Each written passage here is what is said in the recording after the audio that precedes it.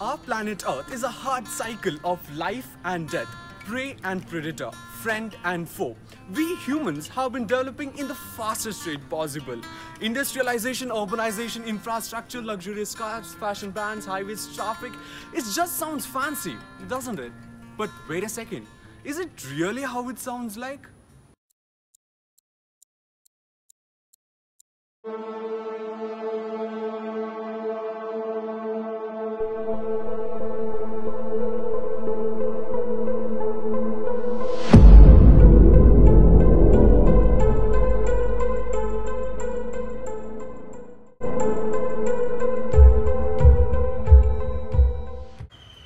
It seemed like a roller coaster ride.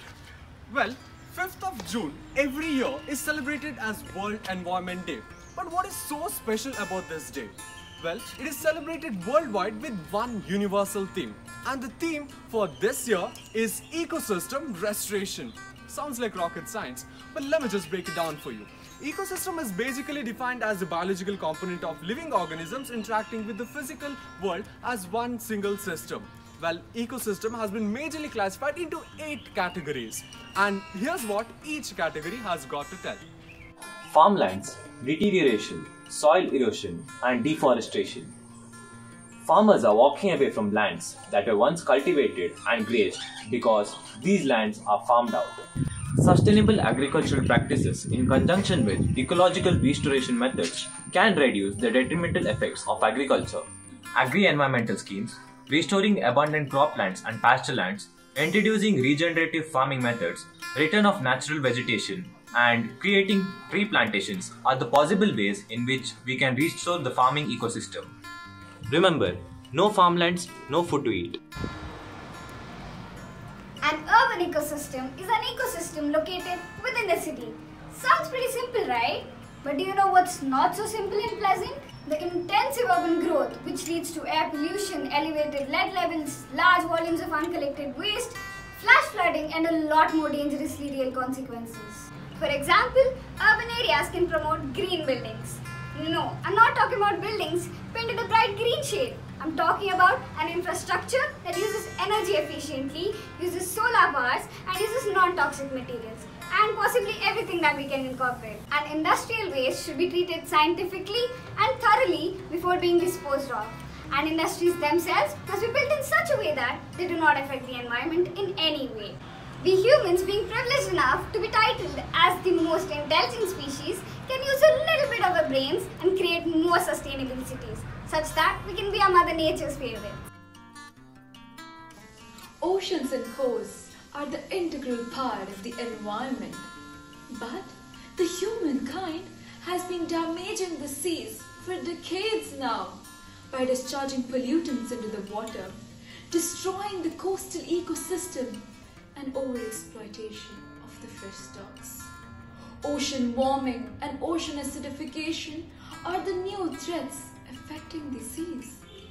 So, what we can do for the ecological restoration of the oceans are reduce our carbon footprints, reduce plastic litter, avoid using ocean-damaging products, eat sustainable seafood, and explore the ocean to be able to admire its real beauty and love it, because people protect what they love. Peatlands are a type of wetlands which are among the most valuable ecosystems. They are the largest natural terrestrial carbon stores which, when misused, can be the greatest greenhouse gas emitters on Earth.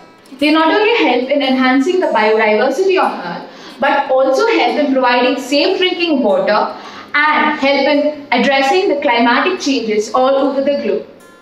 Soil degradation, deforestation, and fires are some of the ways in which these peatlands are being destroyed. There are a number of ways in which these peatlands can be restored, and some include drain blocking, which help in rewetting these peatlands. Now, this can be achieved by using peat dams or plantation removal, control over grazing and burning, sphagnum transfer, etc. The grassland degradation is slowly contributing to the complete loss of the natural ecosystem. as it mainly helps in the infiltration of the water into the soil, maintaining the hydraulic cycle. But with continued threats of global warming, toxic pesticides, monocropping and conversion of rural to urban areas, the grasslands are at the verge of its losing ice. So, it's only with continued educational efforts, multiple or rotational cropping, conducting controlled dry season burning, that restoration of the grasslands can be made possible. Forests. The ever-growing human consumption and population is one of the biggest reasons of forest destruction. This is because of the variety of resources, services and products we take from it. So what should be done?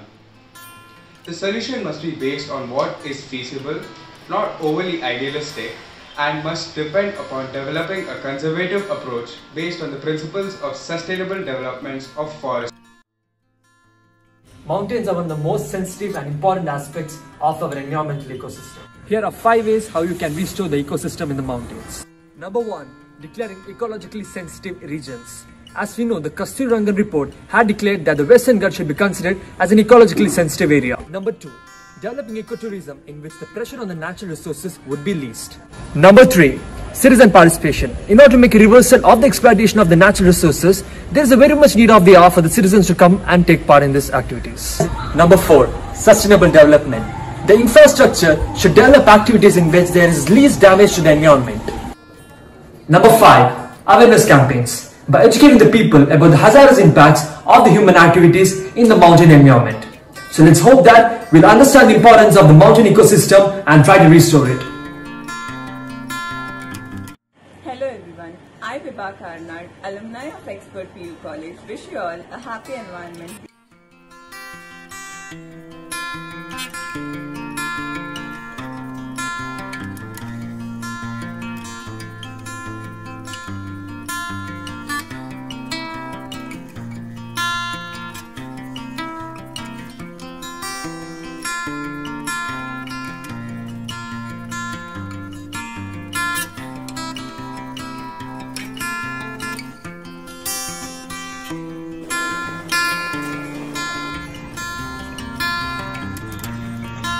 Our natural environment makes human life, and our cultural environment defines who we are. Today isn't just about planting trees, it's about restoring the glory of our ecosystem.